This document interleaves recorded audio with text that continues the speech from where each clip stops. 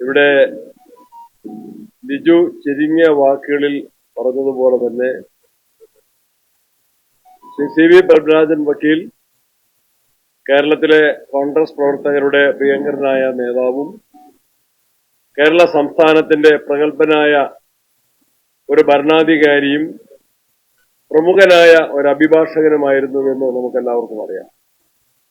അദ്ദേഹം കൊല്ലം ജില്ലാ കോൺഗ്രസ് കമ്മിറ്റിയുടെ പ്രസിഡന്റായും പിന്നീട് മന്ത്രിയായും പിന്നീട് KPCC പ്രസിഡന്റായും പിന്നീട് വിവിധ വകുപ്പുകളിൽ മന്ത്രിയായും വളരെ സജീവമായിട്ട് കേരള രാഷ്ട്രീയത്തിൽ കോൺഗ്രസിന് നേതൃത്വം നൽകുകയും വ്യത്യസ്ത വകുപ്പുകളിൽ ധനകാര്യം, വൈദ്യുതി തുടങ്ങിയ വ്യത്യസ്ത വകുപ്പുകളിൽ അദ്ദേഹം സുദീർഘമായ ഭരണ ഉത്തരവാദിത്തങ്ങൾ നിർവഹിക്കുകയും ചെയ്തിട്ടുണ്ട്.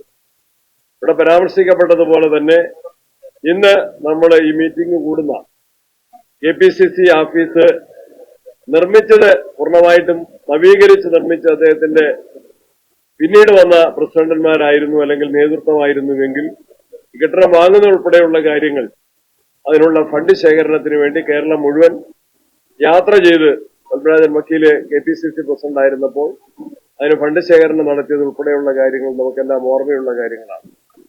അദ്ദേഹത്തിന്റെ ദേഹവിയോഗം അറിഞ്ഞ് നിരവധിയായ കോൺഗ്രസ് പ്രവർത്തകരും നല്ലവരായ നാട്ടുകാരുമെല്ലാം അവിടെ ഒത്തുചേർന്നിരുന്നു. കുറെ പേർക്ക് അവിടെ പോകാൻ സാധിച്ചു. ഞാൻ ഉൾപ്പെടെ അവിടെ ചെന്നപ്പം കൊല്ലത്തെ ജില്ലാ കോടതിയിൽ ഉൾപ്പെടെ അഭിഭാഷകരും ജഡ്ജിമാരും എല്ലാം ഇറങ്ങി വന്ന് അദ്ദേഹത്തിന് ആദരാഞ്ജലികൾ അർപ്പിക്കാൻ പ്രത്യേകമായിട്ട് ഓർമ്മിക്കുകയാണ്. പറവൂരിൽ അദ്ദേഹത്തിന്റെ വീടിന്റെ പ്രദേശത്തെത്തിയപ്പോഴും വലിയൊരു ജനസമൂഹമാണ് പത്മനാഭൻ സാറിന് ആദരാഞ്ജലികൾ അർപ്പിക്കുന്നതിന് വേണ്ടി അവിടെയും കാത്തുനിന്നത്.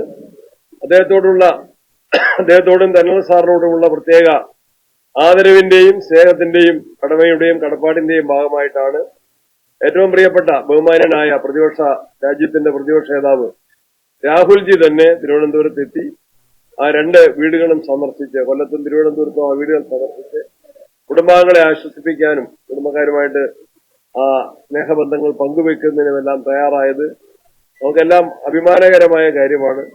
വി പത്മനാഭൻ സാറ് മുതിർന്ന ഉത്തരവാദിത്തങ്ങൾ മന്ത്രി എന്ന നിലയിലും KPCC പ്രസിഡന്റ് എന്ന നിലയിലും എല്ലാം നിർവഹിക്കുമ്പോഴും കണ്ട ഒരു സവിശേഷത, അദ്ദേഹം കൊല്ലത്ത് പരിസര പ്രദേശങ്ങളിലും ജനകീയമായി ഒരുപാട് കാര്യങ്ങൾ ഇടപെട്ടിരുന്നു. പ്രത്യേകിച്ച് ഒരു സഹകരണ പ്രസ്ഥാനത്തിൽ അരനൂറ്റാണ്ട് കാലം അദ്ദേഹം ഏറ്റവും സുദൃഢമായിട്ടുള്ള നേതൃത്വം നൽകി ആ പ്രസ്ഥാനത്തെ വളർത്തി വലുതാക്കി. അവിടെയും ആ സഹകരണ സ്ഥാപനത്തിലും അദ്ദേഹത്തിന്റെ ഭൗതിക ശരീരം കാണുന്നതിന് വേണ്ടി നിരവധി ആളുകൾ കാത്തുനിന്നിരുന്നു. എല്ലാ നിലയിലും അന്നത്തെ കാലത്ത് ഒരു 90-95 വർഷങ്ങൾക്ക് മുമ്പ് ജനിച്ച അദ്ദേഹം ഉന്നത വിദ്യാഭ്യാസം അന്നത്തെ നിലയിൽ നേടി. വീട്ടിൽ ചെന്നപ്പോൾ അദ്ദേഹത്തിന്റെ മാതാപിതാക്കൾ തന്നെ നല്ല വിദ്യാസമ്പന്നരായിരുന്നു.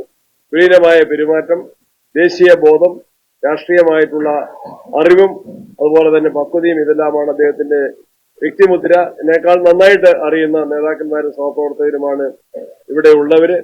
എല്ലാവർക്കും അദ്ദേഹത്തോടുള്ള സ്നേഹ ബഹുമാനങ്ങൾ മനസ്സിലാക്കാൻ വേണ്ടി സാധിച്ചു.